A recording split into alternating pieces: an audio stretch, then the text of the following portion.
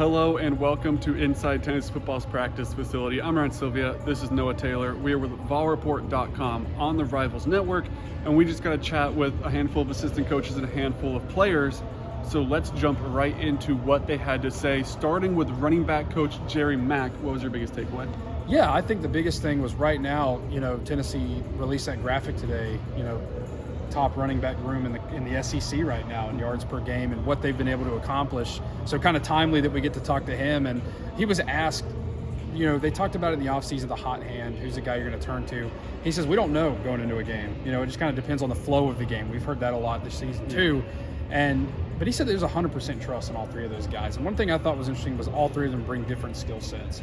And I thought he alluded to a little bit of that when he talked about Dylan Sampson and the game he had, how he kind of showed his natural ability in the open field, and how, Jabari and Jalen may bring different aspects of that game. But a group that they say they have 100% trust in, no matter who's back there, but all three guys bring something different. And it has shown so far with, you've had games where Jalen has shown up in the first two. You've had games where Dylan's been the guy. Jabari obviously has a lot of history of that too, being the kind of the veteran of the group, but obviously they have a lot of trust in him, and they re-emphasize that today. I think that really helps the running room as a whole too, when you have three guys you can trust. Let's say one of them's banged up, has to miss a game. Well, now you still have two guys that you have an immense amount of trust in.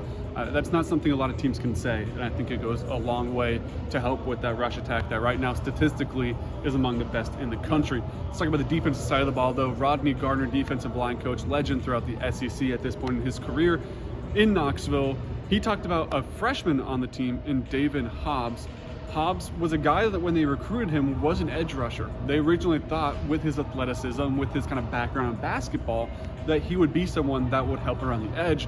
However, looking at the roster, they needed help in the interior, and that's where they slotted David Hobbs. And Rodney Garner had a lot of really complimentary stuff to say about how Hobbs has played this year. Got a lot of snaps. Was one of the leading guys in snap counts against UTSA, which was a little bit surprising, but came in, did a really good job. And Garner had a lot to say about how bright his future is. There's a long way for him to go. He's got a lot of things to improve at, obviously, but that they can tell this kid's got a bright future here at Tennessee. So someone to look forward to watching the rest of the season, someone to look out for, kind of see how he develops game by game this year. As those younger guys, you really can start to tell as the season progresses kind of where they are. So that'll be an interesting thing to look out for. Let's talk about the players, though. Jabari Small at the podium today. What was your takeaway from him? Yeah, kind of going off what Jerry Mack talked about. He was asked a similar question going into pregame. When you're out there warming up on the field, you have a sense. You may not know the game plan going in, who's going to be able to get the bulk of the carries, again, the flow of the game aspect, but do you have a sense of which three of you are going to have to go, are going to kind of go off in that game? And he said, no, we don't focus on that, which I thought was a really good answer. They don't focus on one or the other being better than the other guy, but it kind of reiterates the trust that Jerry Mack says. They trust in all three of each other too, and I think that helps a lot with that group.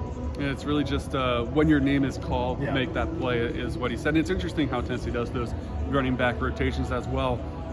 Since they don't really substitute, you see this at a couple position groups like tight end as well. If you're on the field to start the drive, that's kind of your drive. You're more than likely going to be on the field for the entirety of that drive. Occasionally, you're going to have a substitute come in for you.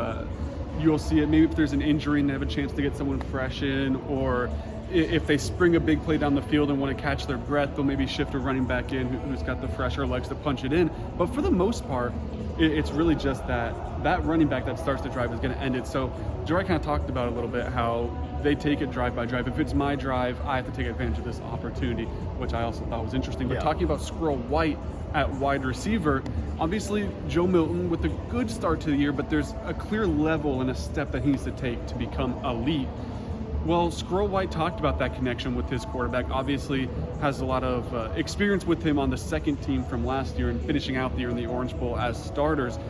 But Squirrel talked about how he takes a lot of the blame for when a quarterback and a receiver don't really have the right communication. You saw that a couple times against UTSA. There was a play down the field where it looked like Milton and Squirrel weren't on the same page. The ball ended up well behind Squirrel White. Kind of just didn't really mesh well.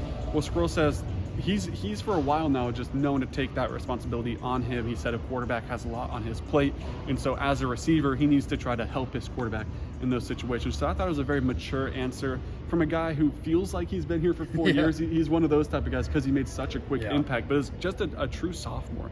So just getting started in his second college season. kind of the maturity of that answer stood out to me shouldering that blank.